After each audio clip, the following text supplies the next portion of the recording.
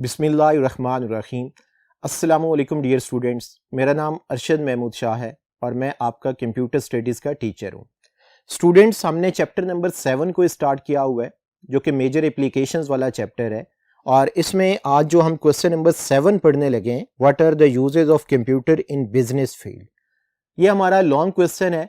Past papers के according ये most important question है इस चैप्टर का, तो आपने इस क्वेश्चन को बड़े अच्छे तरीके के साथ याद करना है। वैसे भी क्योंकि आप कंप्यूटर स्टडीज़ के स्टूडेंट हैं, आप आईकॉम के स्टूडेंट हैं, बिजनेस से रिलेटेड आपकी अच्छी खासी वाकफियत होनी चाहिए। इस क्वेश्चन के अंदर हमें ये मालूम होता है कि मार्केटिंग के अंदर कंप्यूटर हमारा कैसे इस्तेमाल होगा, स्टॉक एक्सचेंज के अंदर कैसे इस्तेमाल होगा, स्टॉक को कंट्रोल हम कैसे कर सकते हैं, पेरोल सिस्टम क्या होता है, बैंक्स क्या होते हैं, डिपार्टमेंटल स्टोर्स हमारे पास क्या काम कर सकता है या डिपार्टमेंटल स्टोर में कंप्यूटर का क्या इस्तेमाल है। यानी जिन हेडिंग्स का मैंने जिक्र किया है इस क्वेश्चन के अंदर हमने सिर्फ इन हेडिंग्स के अंदर ये बताना है कि कंप्यूटर कौन कौन सा काम यहाँ पर कर सकता है। क्वेश्चन नंबर 7 का जो सबसे पहला पॉइंट है, uses of computer in business field. The use of computer technology in business provide many facility से रिलेटेड मैंने अभी आपसे जिक्र किया कि जैसे मार्केटिंग के अंदर भी कंप्यूटर इस्तेमाल होता है, स्टॉक एक्सचेंज के अंदर भी इस्तेमाल होता है, पे रोल्स में भी इस्तेमाल होता है, डिपार्टमेंटल के अंदर भी इस्तेमाल होता है। तो अगर आप डिपार्टमेंटल स्टोर में जाते हैं तो वहाँ अगर आप देखें तो वहाँ पर सिक्योरिटी कैमरास भी लगे होते हैं, वहाँ पर कंप्यूटर ऑपरेटर लोग भी बैठे होते हैं और डिफरेंट जगहों के ऊपर बारकोड स्कैन करने के लिए डिवाइसेस भी फिक्स होती हैं कि आप अपनी प्रोडक्ट की प्राइस जो है वो चेक कर सकें, आपको किसी से पूछना ना पड़े। तो ये सारे इस्तेमालात जो हैं ये कंप्यूटर के ही हैं। सेकंड पॉइंट के अंदर बेटा लिखा हुआ है कि businessman are using computer to interact with the customer anywhere in the world. यानी इसका सबसे बड़ा फायदा हमें क्या है कि हम पूरी दुनिया के अंदर डिफरेंट लोगों के साथ जो है वो कांटेक्ट कर सकते हैं। जैसे हमारे पास एक बहुत बड़ी फेमस वेबसाइट है alibaba.com जिसका जिक्र करते हैं, या आपके पास amazon.com होती है। आप पूरी दुनिया की जो भी इंफॉर्मेशन, जो भी आपके पास क्वेश्चन है, जो भी आप प्रोडक्ट मंगवाना चाहते हैं, आप वहाँ पर पेस्ट करते हैं, आप वहाँ पर अपनी क्यूरी देते हैं, वो आपसे क्रेडिट कार्ड या आपके पास COC कैश ऑन COD जिसे हम कहते हैं, कैश ऑन डिलीवरी जिसे कहा जाता है, उसकी मदद से जो है आप कोई भी प्रोडक्ट जो है वो मंगवा सकते हैं। वैसे अलीबाबा और अमेज़न जो है ये COD के ऊपर बहुत कम काम करती है। वो जो पाकिस्तान के अंदर बहुत ज़्यादा ऑपरेट होती है, दराज, वो COD के ऊपर जो है वो मोस्टली काम करती है। लेकिन हम इसके अंदर रहते हुए पूरी दुनिया में डिफरेंट लोगों के साथ कनेक्टिविटी रख सकते हैं। Many business task are perform more quickly and efficiently. Computer also help them to reduce the overall cost of their business. जैसे अगर फॉर एग्जाम्पल आपने अगर कोई बिजनेस स्टार्ट किया है और आपने दुबई में उसकी मार्केटिंग करनी है, तो उसका आसान हल क्या होता है, आप दुबई की टिकट लेते हैं, वहाँ जाकर आप अपने मुतल्लिका कस्टमर के साथ जो है वो मीटिंग करते हैं। इसमें आपके लिए कहने को तो ये आसान है कि आप दुबई चले जाएं, लेकिन उसके लिए आपके पैसे भी लगेंगे, आपका टाइम भी लगेगा।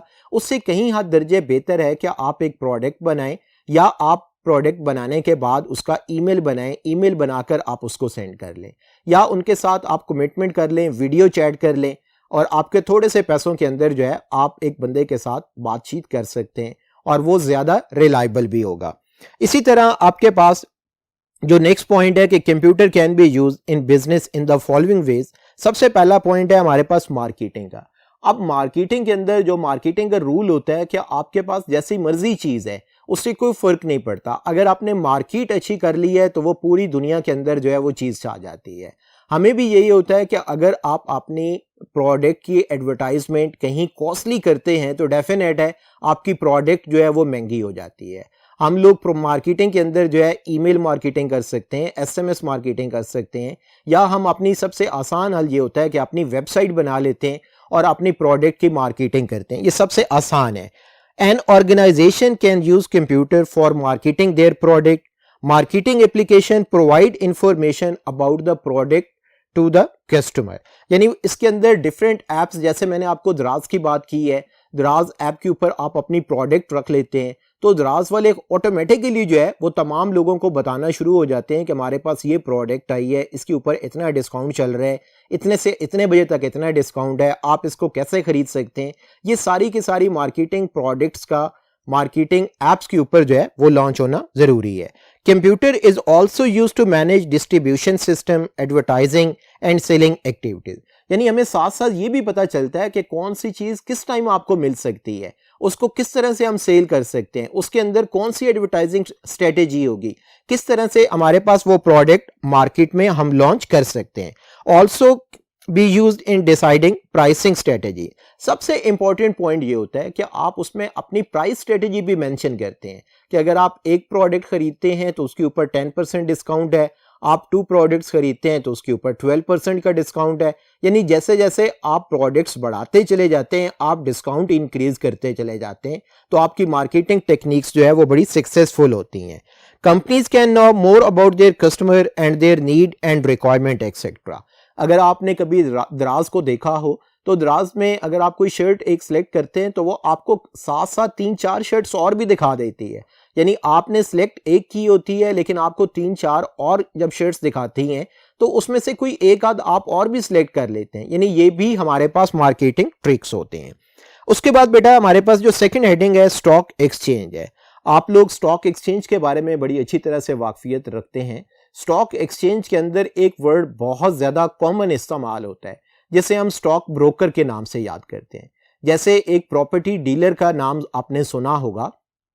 प्रॉपर्टी डीलर क्या काम करता है, वो आपको मुतलका जगह दिखाता है, कोई रियल स्टेट वाली आपको एरिया दिखाता है, जमीन दिखाता है, या आपको आपका घर दिखाता है जो आपने खरीदना होता है या रेंट आउट आपने लेना होता है या करना होता है, तो उसके बदले में वो कुछ अमाउंट आपसे लेता है।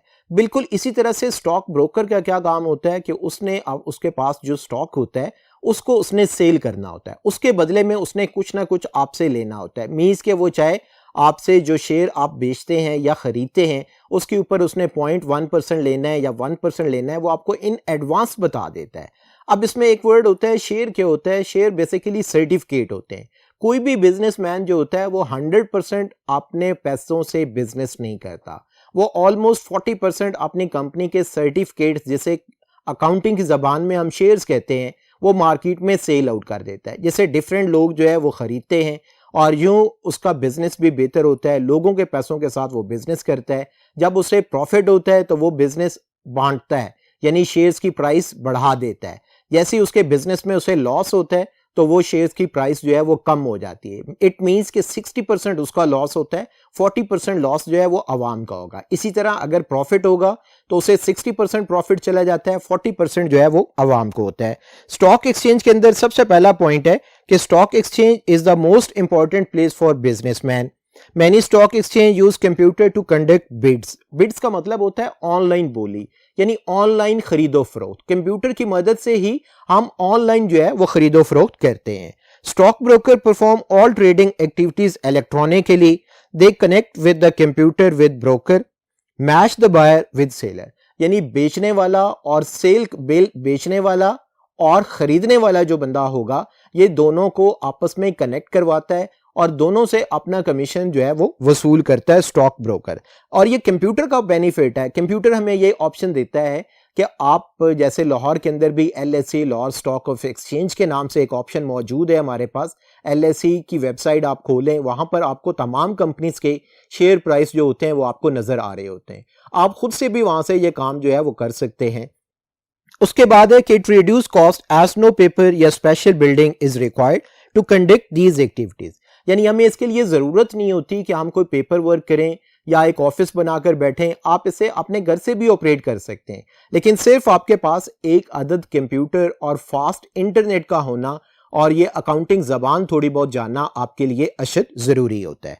हमारे पास उसके बाद जो नेक्स्ट हेडिंग है स्टॉक कंट्रोल है। स्टॉक कंट्रोल डेफिनेट है। अगर हमारे पास कोई बिजनेस है और हम उसमें स्टॉक को मैनेज कर रहे हैं तो फिर हमारे पास जो है ये सबसे बेस्ट सॉफ्टवेयर बनेगा। Stock control system keep record of the number of item in stock. It can also order new items automatically. यानी आपने किसी जनरल स्टोर के लिए एक सॉफ्टवेयर बनाया और जनरल सॉफ्टवेयर के ऊपर फॉर एग्जांपल आपकी कोई भी प्रोडक्ट है वो बहुत ज्यादा हॉट सेल है और आप जिस वेंडर से खरीदते हैं या सेल वाले से खरीदते हैं तो आप उसको ऑटोमेटिकली जो है उसका कॉन्टेक्ट और सारी डिटेल उसमें ऐड कर देते हैं। तो जैसे ही आपके पास वो प्रोडक्ट आपके आउट ऑफ स्टॉक होती है तो जिससे आपने चीज को खरीदना होता है ऑटोमेटिकली उसको एक ईमेल चली जाती है। जैसे ईमेल के अंदर भी आप जाते हैं, जीमेल के ऊपर आप लिखें कोई भी ईमेल, तो उसके अंदर कैलेंडर ऑप्शंस के अंदर फर्दर सेटिंग्स होती हैं कि आपने इसको कितने बजे ईमेल करनी है, आप उसमें टाइम फ्रेम सेट कर दें, इंटरनेट आपका ऑन होगा तो ऑटोमेटिकली वो मेल जो है मुतलका यूजर तक सेंड हो जाती है। थर्ड पॉइंट के अंदर है, in many companies stock system is not computerize, यानी अब हमें खुद से कुछ काम करने की जरूरत नहीं है, हमारा जितना भी स्टॉक होगा वो सारे का सारा कंप्यूटराइज होगा। आप जब चाहें जिस तरह चाहें एक क्लिक की मदद से आप अपने स्टॉक के बारे में 100% इंफॉर्मेशन जो है वो आप ले सकते हैं। नेक्स्ट हेडिंग हमारे पास अकाउंट्स एंड पेरोल्स की है। अकाउंट्स के अंदर क्योंकि आपको आइडिया है कि अकाउंट्स बहुत टेक्निकल काम होता है जो किसी ऑर्गेनाइजेशन को बहुत अच्छे तरीके से उसकी परफॉर्मेंस को बढ़ाता भी है, और अगर अकाउंट्स वाला डिपार्टमेंट ठीक ना हो तो फिर ऑर्गेनाइजेशन खराब भी बहुत जल्द हो जाती है। तो यहाँ पर अगर बजाय आप लोगों पर एतमाद करने के ज़्यादा से ज़्यादा आप उसके साथ साथ कंप्यूटर पर भी एतमाद करें, यानी आप कंप्यूटर दें अकाउंट्स वाले डिपार्टमेंट में और साथ उन पर भी एतमाद करें, साथ कंप्यूटर पर एतमाद करें, फिर आपका काउंटर चेक होगा तो आपकी कंपनी जो है वो बेहतर चल सकती है। Large organization the accounts are managed by a computerized system due to the repetitive nature of accounts. Computer system is ideal for this task. Accuracy is also granted, क्योंकि अकाउंट्स के लिए जो है एक कंप्यूटर मैनेजर ने नहीं बल्कि computer programmer ने एक सॉफ्टवेयर बनाया होता है, और वो सॉफ्टवेयर एक दफा नहीं कई मरतबा ट्रायल हो चुका होता है, यानी वो 100% एरर फ्री होता है। उसी वजह से हम उस सॉफ्टवेयर के ऊपर जो है वो एतमाद करते हैं, उस सॉफ्टवेयर के ऊपर जो है वो हम ट्रस्ट करते हैं। हमें कोई भी रिपोर्ट चाहिए होगी, किसी भी अपने क्लाइंट के बारे में कोई इंफॉर्मेशन चाहिए हो या किसी अपने एम्प्लॉय के बारे में कोई अकाउंट डिटेल चाहिए हो, तो हम अकाउंट्स डिपार्टमेंट में विद इन अ सेकेंड जो है ये सारी इंफॉर्मेशन हम कलेक्ट कर सकते हैं। सेकेंड लास्ट पॉइंट है, हमारे पास बैंक्स के अंदर कंप्यूटर का इस्तेमाल होता है। बैंक्स के अंदर आपको आइडिया है कि अब जैसे आप जाते हैं बैंक में, सबसे पहले आप एक टोकन लेते हैं, उसके बाद आप अपनी बारी का वेट करते हैं, जैसे ही आपकी बारी आती है आप कैश काउंटर पर जाते हैं, आप अपना जो भी चेक होता है आप उसको प्रेजेंट करते हैं, तो almost with in a minute जो है आपका काम क्लियर हो जाता है। लेकिन पुराने वक्तों में ऐसा बिल्कुल नहीं था। The use of computer in bank has provide convenience for customer and staff. इसके अलावा आपके पास सबसे बड़ा फायदा क्या होता है, एटीएम का फायदा होता है, जैसे हम ऑटोमेटेड टेलर मशीन कहते हैं, यानी आपको फिजिकली किसी भी आपने रेलिवेंट बैंक नहीं जाना पड़ता। सपोज आपका किसी एक बैंक में अकाउंट है, आप उसकी ब्रांच में कतई तौर पर ना जाएं, आप किसी भी दूसरी ब्रांच के अंदर जो है आप अमाउंट जमा करवा दें, आपके अकाउंट में ऑटोमेटिकली जमा हो जाती है। आप किसी भी एटीएम से अमाउंट निकलवा लें, ऑटोमेटिकली आपके अकाउंट से डिडक्ट हो जाएगी। अब आपको बैंक टाइम का भी वेट नहीं करना पड़ता, आप जब चाहें जिस वक्त चाहें आप एटीएम को यूज करके आप कैश विदड्रॉ करवा सकते हैं। इसी तरह से कंप्यूटर के इस्तेमाल में use of computer in bank save a lot of time, यानी बैंक के अंदर जो कंप्यूटर का इस्तेमाल हुआ है तो बहुत ज्यादा टाइम हमारा सेव हुआ है। हम ये कह सकते हैं कि कंप्यूटर का इस्तेमाल पाकिस्तान में ज्यादातर बैंक्स के अंदर होता है, यानी और भी हमारे पास बहुत सारी ऑर्गेनाइजेशन है जो कंप्यूटर का इस्तेमाल करती हैं, लेकिन ज्यादा बैंक्स वाले भी इस्तेमाल करते हैं। Customer can trade in multiple currencies. आप वहां पर जाते हैं कैश काउंटर पर, कहते हैं कि मुझे पाकिस्तानी रुपीस में अमाउंट नहीं चाहिए, मुझे किसी डॉलर में चाहिए, तो वो आपको कन्वर्ट करके डॉलर भी दे देते हैं।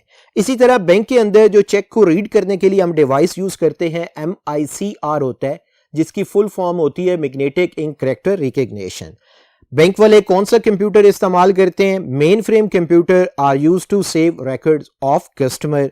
Many bank provide ATM, automated teller machine. Banks provide credit cards that are used to buy products from shop या by using internet। यानी बैंक वाले हमें एक और बड़ी जबरदस्त ऑफर देते हैं, जैसे हम क्रेडिट कार्ड कहते हैं। क्रेडिट कार्ड की मदद से आप इन एडवांस जो है कोई चीज खरीद सकते हैं और एक टाइम बैंक वाले आपको देते हैं, उस दिनों के अंदर जो है उस टाइम फ्रेम के अंदर जो है आप अमाउंट बैंक को वापस रिटर्न कर देंगे।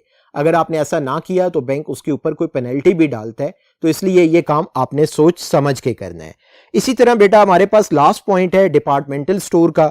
डिपार्टमेंटल स्टोर के अंदर सबसे पहला जो पॉइंट है कि departmental store business activities are very fast and accurate due to the use of computer. अब जैसे अगर आप आधा घंटा लगाकर शॉपिंग करते हैं और उसके बाद पुराने वक्तों में 10 से 15 मिनट बिल बनाने में लग जाते थे, क्योंकि वो सारा काम मैनुअल होता था। फिर काउंटर पर जो बंदे मौजूद होते थे वो उसकी कैलकुलेशन करते थे, फिर कैलकुलेटर की मदद से उसको वेरीफाई किया जाता था। लेकिन अब ऐसा नहीं होता, अब आप डायरेक्टली कंप्यूटर में बिल बनाते हैं, फौरन ही जो है उसकी क्वांटिटी सारा कुछ आपके सामने मेंशन होकर आ जाता है और आप बिल पे करते हैं। आप बेशक आधा घंटा शॉपिंग में करें, लेकिन बिल आपके पास 1 से 2 मिनट में जो है वो तैयार हो जाता है। डिपार्टमेंटल स्टोर में सबसे बड़ी डिवाइस जो कंप्यूटर की इस्तेमाल होती है वो बारकोड रीडर इस्तेमाल होता है। बारकोड बेसिकली आपने चैप्टर नंबर 2 के अंदर पढ़ा था कि बारकोड रीडर जो होता है ये एक हैंड हेल्ड डिवाइस होती है। जो आपके पास कोई भी आप प्रोडक्ट खरीदते हैं तो उसके ऊपर एक वर्टिकल या जेब्रा लाइंस लगी होती हैं, ये उसको रीड आउट करता है। उस बारकोड की मदद से हमें ये पता चल जाता है कि बारकोड रीडर को कि जो हमने पहले इंफॉर्मेशन दी होती है, बारकोड रीडर उसकी सारी इंफॉर्मेशन को रीड कर लेता है और हमें जस्ट अपनी क्वांटिटी मेंशन करनी होती है, बाकी सारी डिटेल पहले से मौजूद होती है। यूं हमें बिल बनाने में बहुत ज़्यादा आसानी होती है। इसी तरह से the work of cashier become very simple by using barcode reader. यानी पहले जो था कैशियर वो पूरी डिटेल उसके अंदर मेंशन करता था, अब उसे ये जरूरत नहीं होती, जस्ट उसे स्कैन करने और प्रोडक्ट की क्वांटिटी देनी है और उसका काम क्लियर हो जाता है। The records of sales can be maintain on computer. इसी तरह से barcode reader read the information on item and make bill for customer. This record can be used to analyse accounts and inventory. यानी जैसे ही वो scan करता है तो साथ साथ उस कैशियर को ये भी पता चलता जाता है कि इस प्रोडक्ट की रिमेनिंग क्वांटिटी कितनी पड़ी है या ये हमारे पास आउट ऑफ स्टॉक तो नहीं जा रही, पूरी डिटेल उसके पास जा रही होती है। Businessman can use these reports to take important decision.